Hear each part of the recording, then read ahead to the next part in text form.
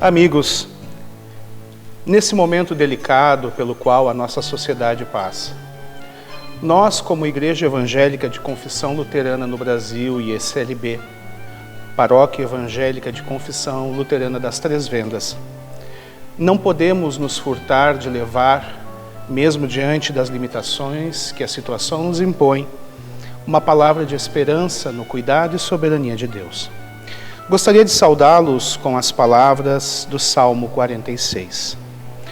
Ali lemos: Deus é o nosso refúgio e fortaleza, socorro bem presente nas tribulações.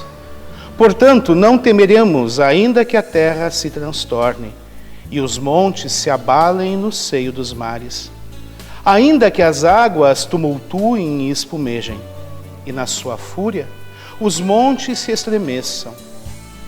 Há um rio, cujas correntes alegram a cidade de Deus, o santuário das moradas do Altíssimo. Deus está no meio dela, jamais será abalada. Deus a ajudará desde anteamanhã.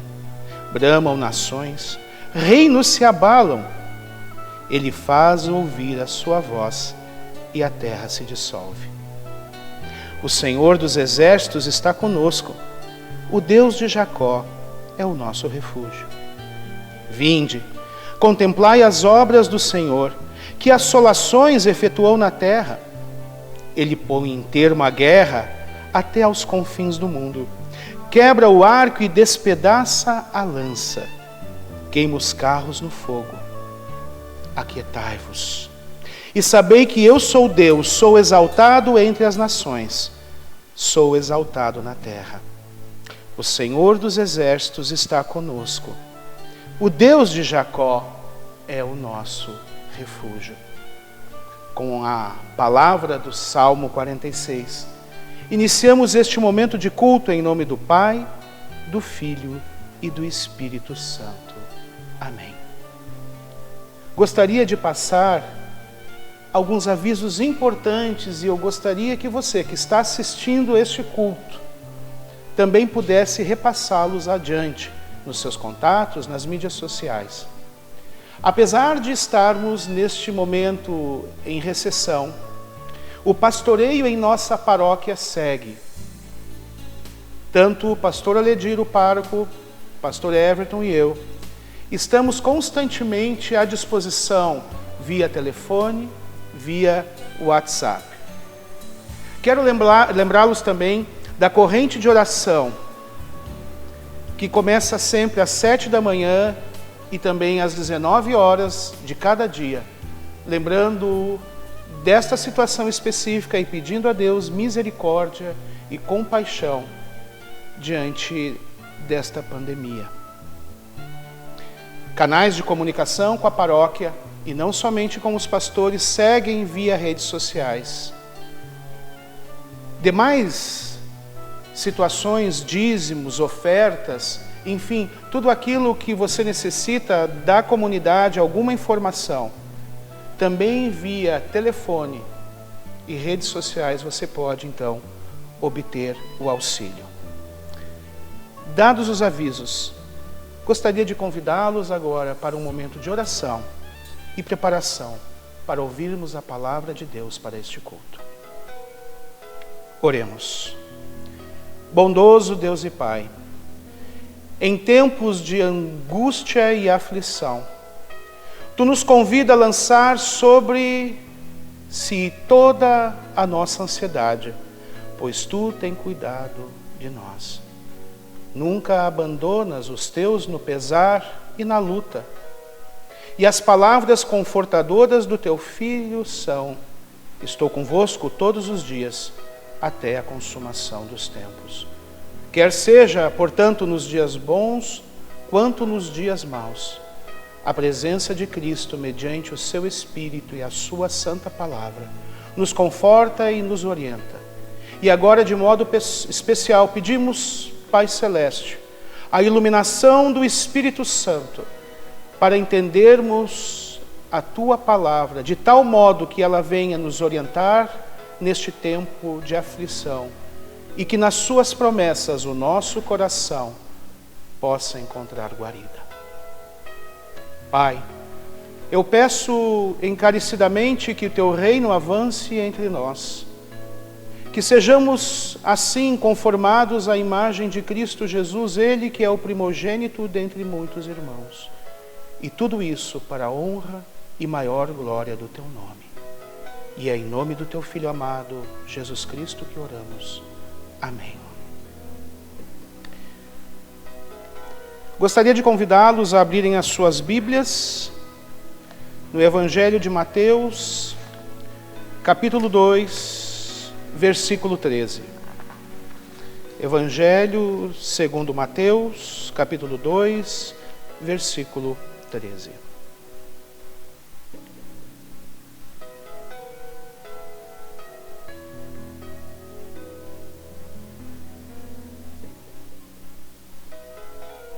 E ali nós temos o relato. Tendo eles partido, os magos do Oriente, eis que apareceu um anjo do Senhor a José em sonho e disse: Dispõe-te, toma o menino e sua mãe, foge para o Egito e permanece lá, até que eu te avise. Porque Herodes há de procurar o menino para o matar. Queridos, esse trecho do Evangelho de Mateus relata a aparição do anjo do Senhor para José em um sonho, com o propósito firme de alertá-lo da intenção do rei Herodes de matar o menino Jesus Cristo. Herodes, contudo, fica enfurecido, pois os magos do Oriente que vieram adorar Jesus, avisados por Deus, não retornaram ao palácio em que estiveram antes na presença de Herodes, a fim de lhe contar aonde estava o menino. Assim, tomado de ira, Herodes decide matar todos os meninos de Belém em arredores de 2 anos para baixo. Ele agiu de forma semelhante ao faraó, conforme o relato de Êxodo 1:22, que mandou exterminar os meninos hebreus recém-nascidos.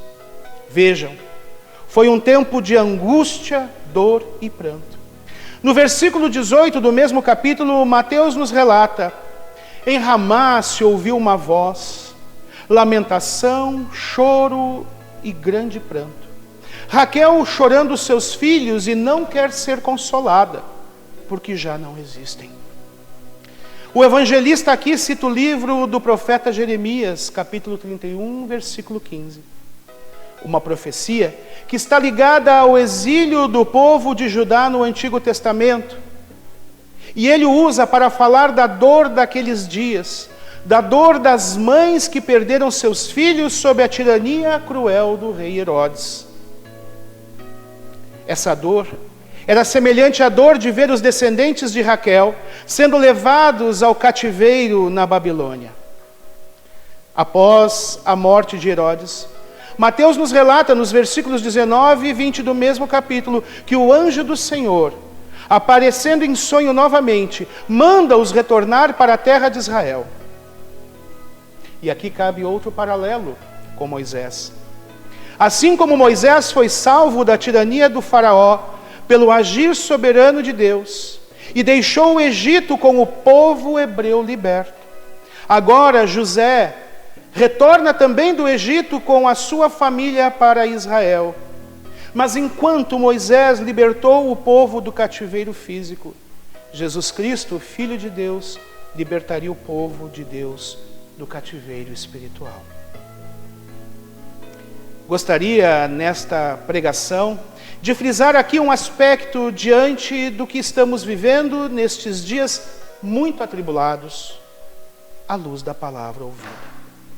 O próprio Senhor Jesus teve que se retirar com sua família diante do perigo. Sim, Deus poderia ter feito diferente, mas em seu divino propósito, o Senhor estabeleceu esta fuga para o Egito e também o tempo da permanência lá. Permanece lá até que eu te avise. Foi esta a palavra de Deus a José. Mas fica aqui um exemplo para nós. Agora é tempo de ficar. Sim, esse exílio irá passar. Há um tempo.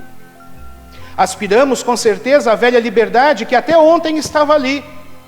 festejar aniversários, abraçar o avô, a avó, dar um beijo na mãe, ir à aula, trabalhar, tomar um mate no início ou no final da tarde. Mas como cristãos, também sei que é doloroso para nós ficarmos sem nossa vida comunitária plena, nas suas mais diversas atividades e expressões, estudos bíblicos, oásis, culto infantil, juventude, ensino confirmatório e tantos outros programas, e principalmente o culto, que é o ponto máximo da nossa vida comunitária, da vida comunitária cristã.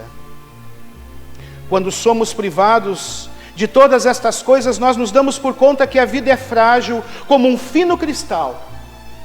E um microscópico vírus pode trincá-lo em 1000 pedaços. Basta uma tragédia como a que se abate sobre o mundo para percebermos as limitações e a brevidade do nosso tempo aqui.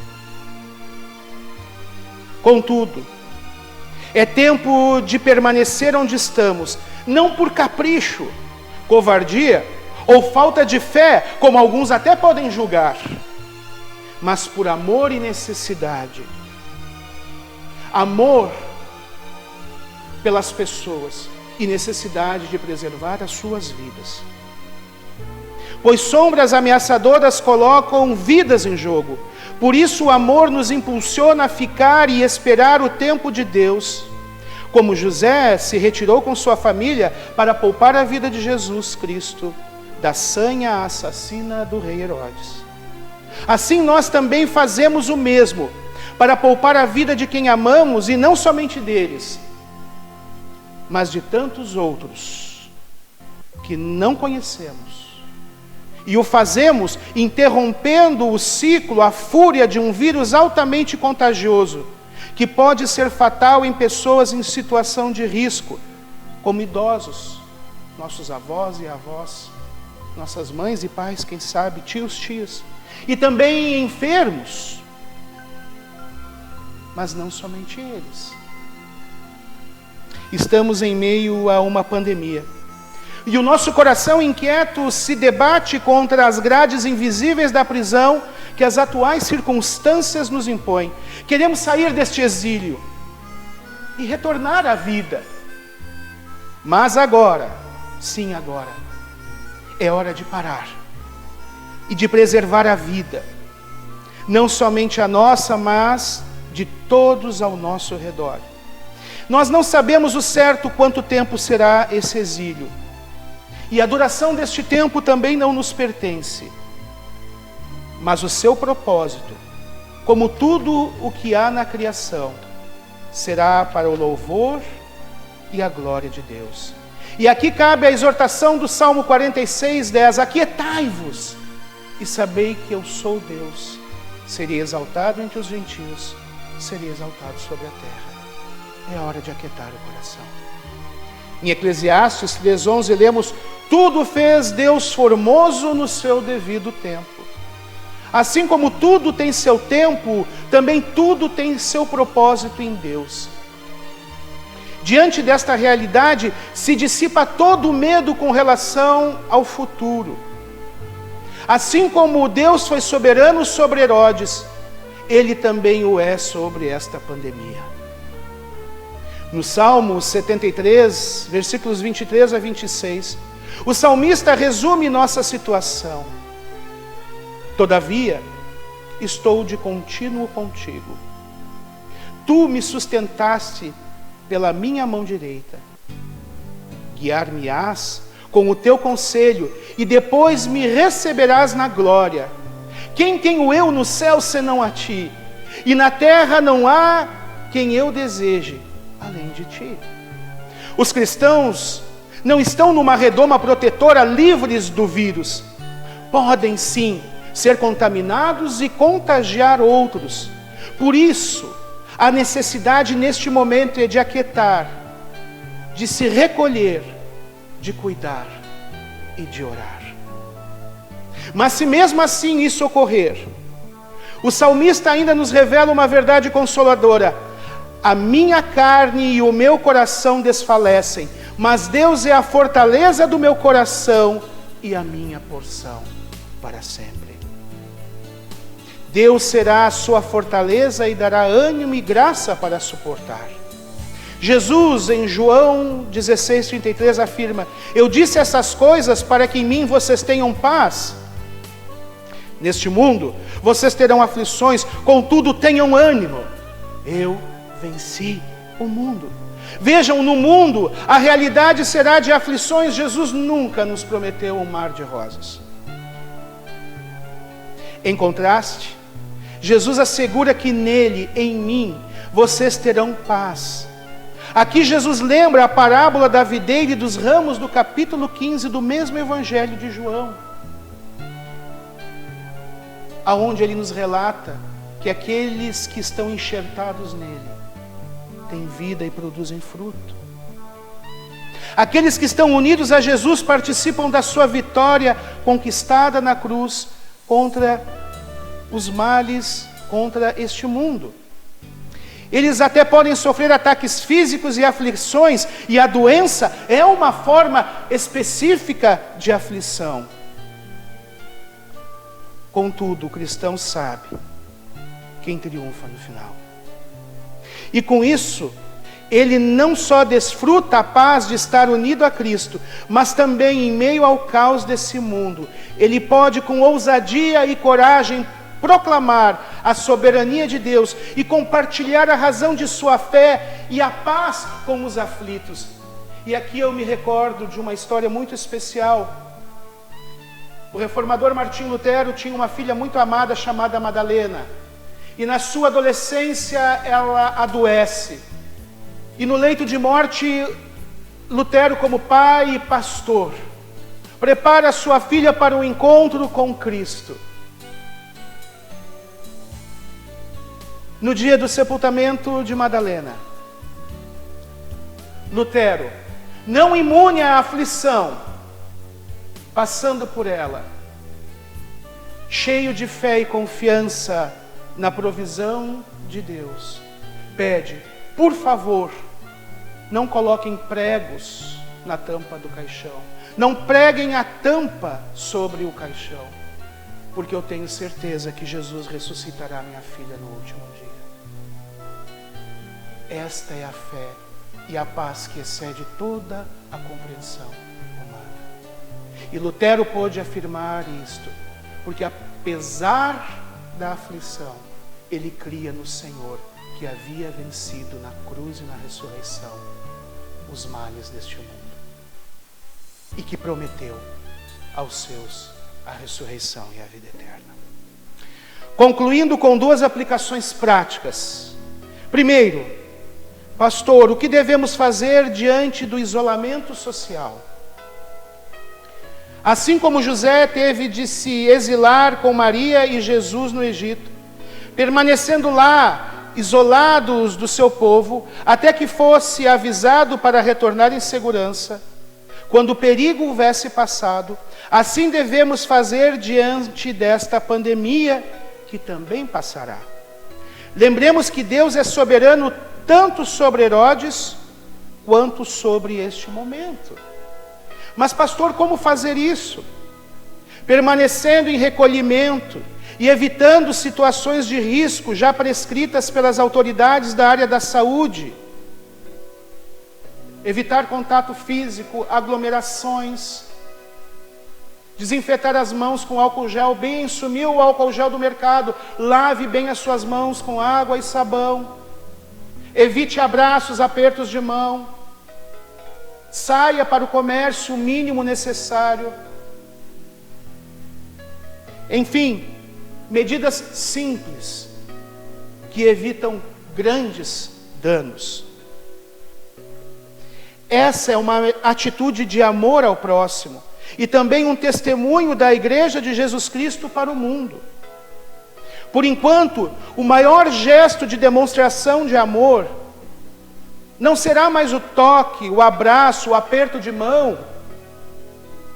Agora, neste momento de aflição, o amor se mostrará na ausência cuidadosa destes gestos para preservar a vida. Segundo, Pastor, o que devemos fazer diante das notícias que nos abalam ou de uma eventual contaminação? O cristão não precisa andar ansioso ou temeroso quanto ao seu futuro. E mesmo que venha a ser infectado pelo vírus, ele pode confiar na promessa de Jesus. Neste mundo vocês terão aflições, contudo, tenham ânimo. Eu venci o mundo. Mas como enfrentar isso? Como fazer? Orando. Falamos há pouco nos avisos. Dobrar o joelho. Isso ainda é permitido. Ore. Paulo nos ensina: não estejais inquietos por coisa alguma. Antes as vossas petições sejam em tudo conhecidas diante de Deus pela oração e súplica com ações de graças. E a paz de Deus, que excede todo o entendimento, guardará os vossos corações e os vossos pensamentos em Cristo Jesus. Filipenses 4, 6 a 7. Queridos irmãos e irmãs, que neste tempo de aflição, Deus nos auxilie e fortaleça, nos dando refúgio e serenidade em oração. Que nesse momento delicado nós saibamos esperar.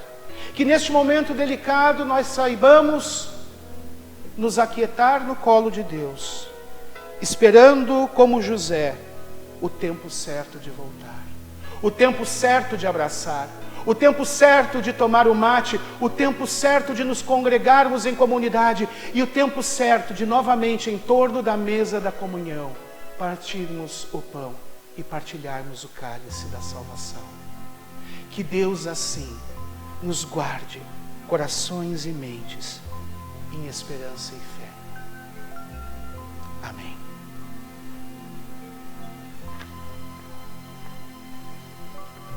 Gostaria de convidá-los para um momento de oração.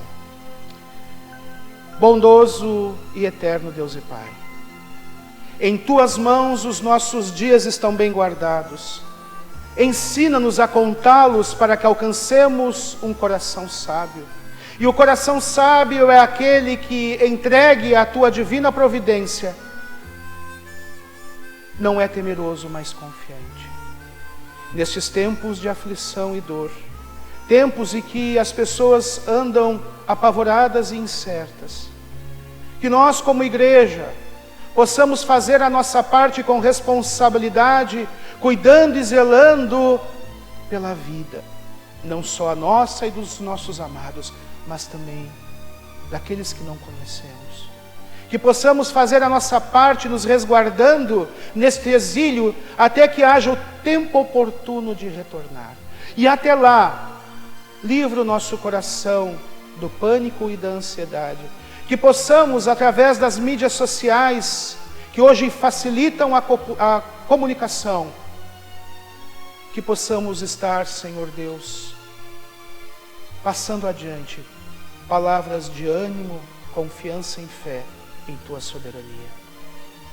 Pedimos, Senhor, pelas vítimas do Covid-19, pelos profissionais da saúde que, sem medir esforços, têm se exposto, Senhor, ao risco para doarem-se em cuidados. Pai amado, pedimos pelos países que sofrem de maneira já mais avançada a pandemia e pedimos pelo nosso país, tão precário em recursos, que o Senhor tenha piedade e misericórdia de nós. Oramos pelas dores deste mundo que geme por conta do pecado humano. E clamamos mediante a manifestação da Tua graça na cruz de Cristo. Tem piedade e misericórdia de nós. Em nome de Jesus, que nos ensinou a orar. Pai nosso que estás nos céus, santificado seja o Teu nome. Venha o Teu reino. Seja feita a Tua vontade, assim na terra como no céu. O pão nosso de cada dia nos dá hoje, e perdoa-nos as nossas dívidas, assim como nós também perdoamos aos nossos devedores. E não nos deixes cair em tentação, mas livra-nos do mal, pois Teu é o reino, o poder e a glória para sempre. Amém. Fiquem com a bênção do Senhor. Nosso Senhor vos abençoe e vos guarde. Nosso Senhor faça resplandecer o seu rosto sobre vós e tenha misericórdia de vós. Sobre vós levante o seu rosto e vos dê a paz. E assim abençoe-os o triuno Deus Pai, Filho e Espírito Santo. Amém. Fiquemos sob a proteção de Deus. Amém.